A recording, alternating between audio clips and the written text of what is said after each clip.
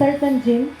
Or, Nung nagbigay ako sa kanya ng flowers nun, pati chocolate, tapos yung teddy bear, okay nun. Okay tayo nun. Tapos, nagkikwento siya sa akin, may naniligaw katrabaho pa namin sa mat. So, ang ginawa ko, di nag-gym na kami nun. Pinagselos ko. Sabi ko, may crush ako dun sa sa gym. Nagalit. Doon ko na kumpirma, meron pala akong tama sa kanya. Sabi ko, tapos sorry na rin naman ako. Nagpaselos. Nagpaselos. Kasi may nagkakatid din sa akin. taga-mat din. Kumbaga kasi, ano kasi siya, torpe. So, hindi ko alam, ayoko nung parang hanging na ano. Kung may intention ka, sabihin mo. And yan. Sobrang torpe kasi nga wala pang nagiging girlfriend. Yung isa, medyo ano siya, vocal. Hinahatid ako. Tapos, ayun. Pero ayoko doon kasi ano siya, parang feeling ko babaero. Ayan, playful. So, eto kasi, parang nakita ko sa kanya, ano mo yung yung parang typical husband. Yung Tito Aaron. Kasi, lagi siya nagsasabi. Lagi siya nagsasabi, parang maglalaba muna ako, maglilinis muna ako ng bahay, maghugas ako ng plato, magluluto muna ako. So sabi ko, ang bait mo naman, parang pwede ka maging So, nakitaan ko siya. Yun yung pinaka-isa ko nagustuhan ko sa kanya. Bukod sa hindi siya mahilig masyado sa babae, ano siya, magaling sa bahay. I mean, gawain bahay. Parang may taga-utos. Tapos hindi pa, yung official namin is yung na nakitira ako dito. Diba? Pero nagbigay ako sa kanya ng promise ring. Akala niya, loko-loko lang yung on namin nun. Nakadalawang beses itong nakawala ng promise ring nun. Sabi ko, ikaw, hinawala mo. Akala niya talaga, hindi ako seryoso. Hinawal ko siya. Sabi ko, kailangan mo naman ako sa mama at papa mo. Yung birthday niya, di ba doon kayo nagkanta sa bahay?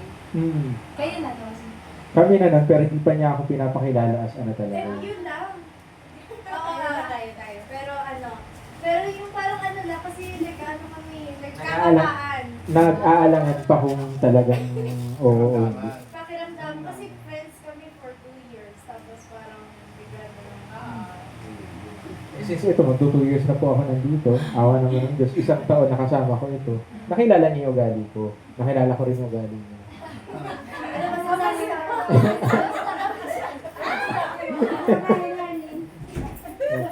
Kasi pag nag-aaway kami niyan, sa aming dalawa, ako yung sabi ko nga parang mauulit na po yun sa inyo, ni Papa. Kasi ako yung madaldal, eto tahimik to, may pagkamaldita. Sabihin niya hindi.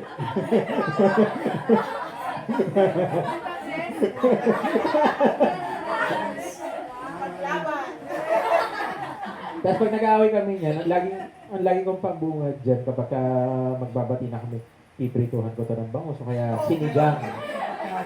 Kasi yun talaga yung gusto niyang pagkain o kaya kapag yung chicken. Kaya hindi naman halata sa katawan namin talaga busog na busog. Tapos pinapakilala na ako nito sa mga kamag-anak kay Tita Bless eh. Nagsabi pa nga sa akin, umayos ka kasi strict kaya si Tita Bless. Ano nga. Sabi ko, umayos naman ako. Wala naman ako. Sabi mo kasi baka kung ano bang kwento niya. Kasi medyo tahimik naman siya. Ano siya, parang ano naman. Dual personality mo kasi ako. Ibig sabihin nun, kumbaga, madaldal ako sa kanya, pero kapag hinalo mo ko sa ibang tao, hindi pa talaga ako nakipag-usap. Medyo, pagka hindi ko pa kapa yung tao, hindi ako nakipag-usap talaga. So, kaya, pero pagka ikaw ang mananawa sa akin pagka makulit, akala niya tahimik ako. Doon siya nagkamali. Pero yun, totoo naman talaga, sa aming dalawa talaga. Actually, parang baliktad. Pag nasa labas kami, ito marunong magmotor, ako yung nakakapit sa kanya.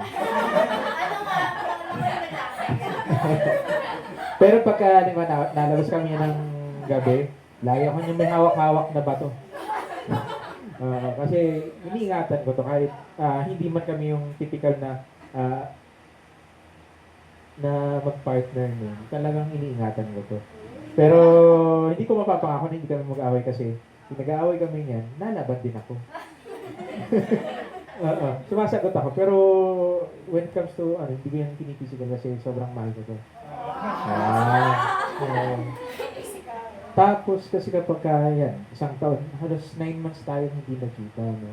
Mas mahirap pala pag nag-aaway na magkalayo. Kasi mapaparanoid ka eh. Yung CCTV na yun, lagi namin pinag-aawayan yan.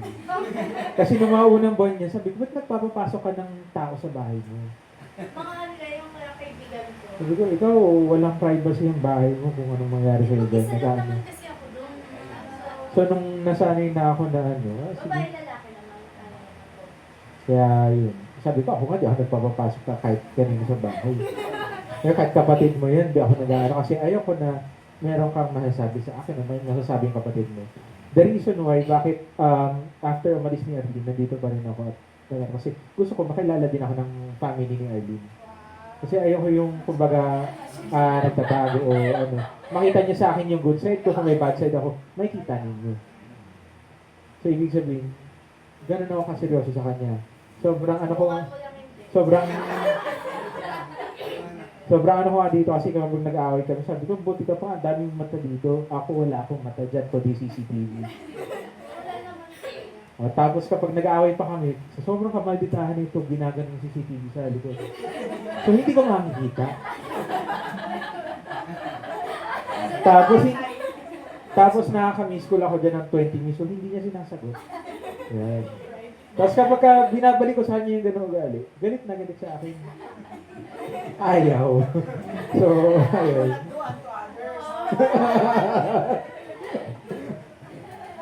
Pero yung love na love ko yan. Ni papangako yan. Pag nangayayat ko si Erwin, ibig sabihin hindi ko ito inaalaga ng maayos.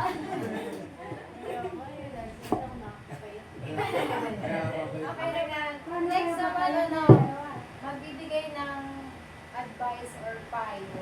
Sila mama at papa mo. Then, sila tita mo siya. Kasama pala kayo dito. Advice for marriage. Wait lang. Advice? Advice mo. Hindi pa masyado. Gawin yung sentro ng pagmamahalan niyo ito mo. Mag-pray. Kaya ka sa kasalan. Practice na to, practice.